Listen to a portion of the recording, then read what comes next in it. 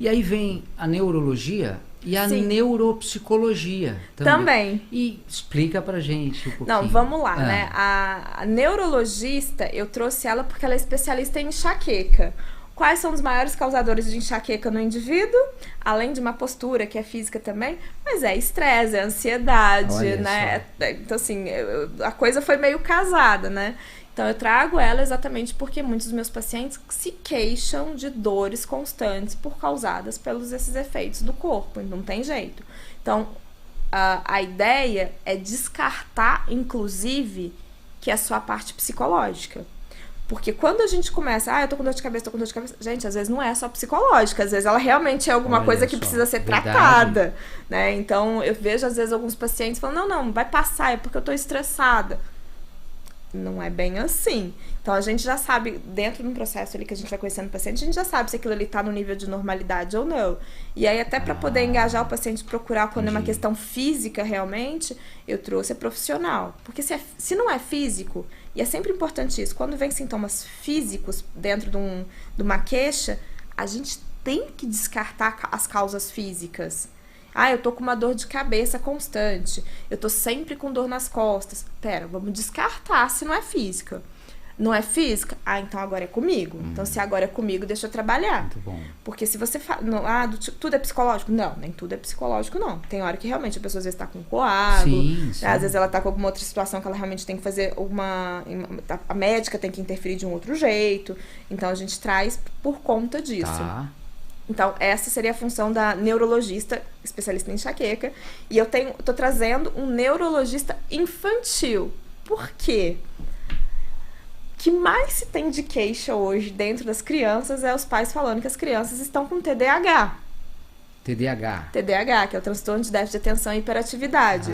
Ok. Claro, as crianças não estão todas com TDAH, mas os pais querem descartar primeiro as questões físicas, o que é muito justo. Mas as crianças hoje, elas têm dificuldade, de fato, de manter a concentração, de manter a atenção. Mas isso está muito mais pelas relações que elas estão vivendo no ambiente, do computador, da tela do celular. As crianças não vivem mais como a gente vivia na nossa infância, vivendo no momento presente. Elas já estão preocupadas com a viagem, elas já estão preocupadas com o que vai fazer.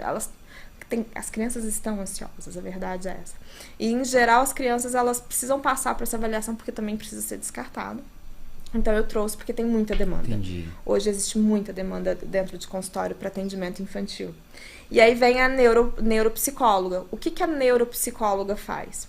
A neuropsicóloga é a psicóloga que fez uma formação em neuropsicologia, que vai trabalhar todos os processos de memória, de atenção, de concentração, de você manter o foco, de avaliação. Ela vai fazendo todos de tempo, de espaço. É a neuropsicóloga que ela faz isso através de uma bateria de testes que você avalia como que tá todo o seu processo cognitivo. E aí, existem momentos diferentes que você faz isso na vida. Para uma criança que tem realmente dificuldade, às vezes tem que determinar se ela tem uma dislexia, uma distimia, o neuropsicólogo consegue fazer isso, mas também tem um outro lado da história aí, né? Que é no processo de envelhecimento. Porque a gente vai perdendo as nossas capacidades. E existem perdas que são normais, e existem as que são fora do padrão. E quando você vai encontrando as fora do padrão, você tem que identificar se já não é o início de uma demência, se não pode ser um processo porque aquele idoso ele tá mais depressivo e por isso ele tá menos motivado a prestar atenção. Então, isso vai aparecendo dentro de um processo de avaliação neuropsicológica. E dependendo do que for, você tem que fazer o processo de reabilitação. Entendi. Então, você começa com a avaliação, mas depois você tem que fazer todo o tratamento, que seria a reabilitação, dependendo do estado que essas pessoas estão. Entendi. Então, é muito simples eu falar, eu tô sem atenção porque eu não dormi bem. É verdade. Faz sentido também. Mas dependendo da idade que você tá, dependendo da sua saúde, dependendo de algumas coisas, não é tão normal. Tudo isso tem que ser observado. Exatamente. Né? As pessoas se queixam muito de memória. Memória tem muito a ver com a qualidade do sono. Então, parece que esquecimentos são simples, mas uma senhora de 50 anos esquecendo porque minha cabeça tá sempre cheia, mas tá esquecendo coisas simples, às vezes não, às vezes é um processo demencial por uma outra situação. Uau. Então tudo isso precisa ser avaliado para que você diminua a velocidade do dano. Entendi. Porque um processo demencial, acho que eu vou até falar de demencial, não tenho certeza do que eu tô falando, mas acho que você não consegue pará-lo, você consegue desacelerá-lo. É mesmo? Né? Eu posso até estar enganada, mas eu acho que sim.